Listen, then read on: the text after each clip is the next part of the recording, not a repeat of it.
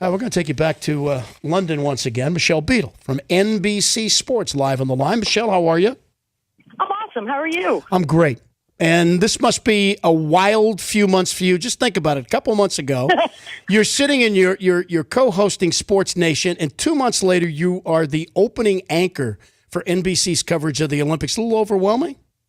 It's a little crazy, a bit of a change for me. I had my first few hours yesterday, and I was nervous. I don't think I've been nervous in a while. But it was good. Got that first day done. I feel like myself again. And you know what? It's awesome to be here. I've heard so many good things from everyone who's been a part of the Olympics ever, and I'm happy. I'm very happy to be here right now. All right, who have you run into that, drop some names for us. Come on, drop a few names. It's funny. It's just, the IBC is...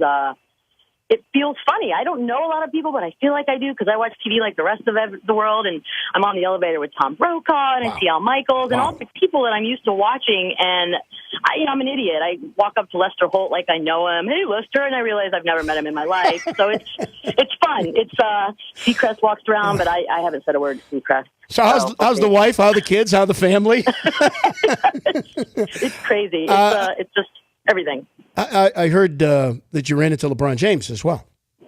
I did. Had an interesting morning. Had to go do a little thing with Pierce Morgan and then run to basketball, which was, as you can imagine, mayhem media-wise. But, it was fun. A lot of those guys recognized me from my days doing NBA, so there was a smile and then confusion because I was actually doing it for Access Hollywood, so the mic flag read Access, and, my questions were ridiculous, as they should be.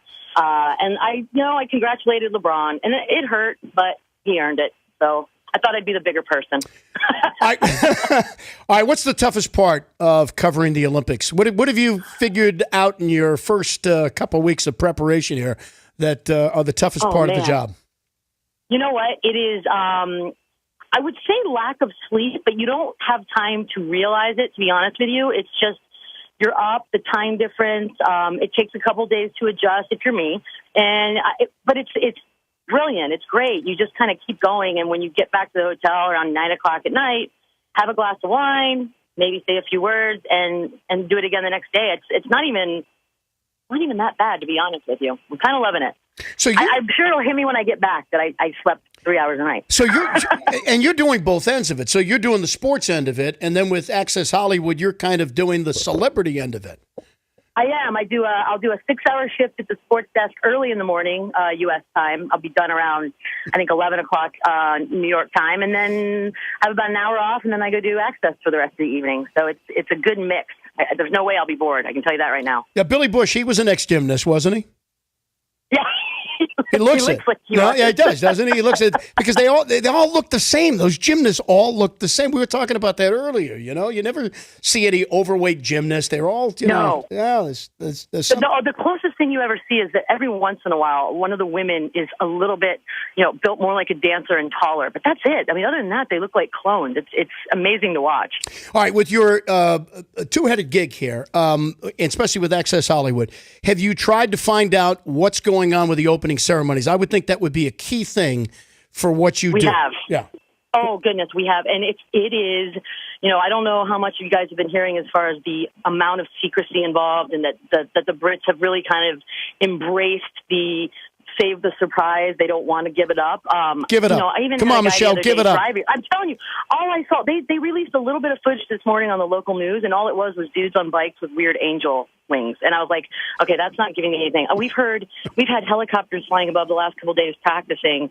We've heard everything from the Prince will be flying one of the helicopters to, and the guys that have seen the rehearsals refuse to give up the goods, which I find kind of endearing. And at this point, I don't even want to know. I just want to sit and watch like everybody else and hopefully be amazed. But it's I wouldn't keep a secret this well. I'm shocked the video hasn't hit YouTube yet.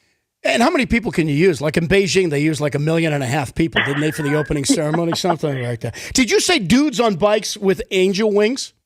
Yep, that's the only thing they showed this morning was dudes on bikes with angel wings. Wow. All right, I realize that sounds weird. What's the best storyline of the weekend? Oh, well, we got Phelps Lochte. I think everyone's just keen and stoked for that. Track's not for a while, and a lot of sexy stories that'll be coming out of that. Basketball plays France. It shouldn't be that big a deal, but surprises happen, I suppose.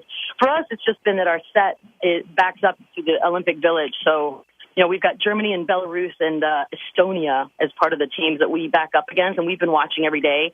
And it's fun. Some of them play up for the camera. We had a German weightlifter come out in a Speedo and lift a teammate on the balcony. So we haven't seen any of the sexy times that we've heard so much about, but we've seen some clowning around. Oh, you'll see that in the days to come, I'm sure. I know. I'll keep an eye out. Michael Phelps, is it a better story if he goes and captures the 3 medals and wins, or he struggles and his own teammate, Ryan Lochte, is the star of this Olympics? What's the better storyline?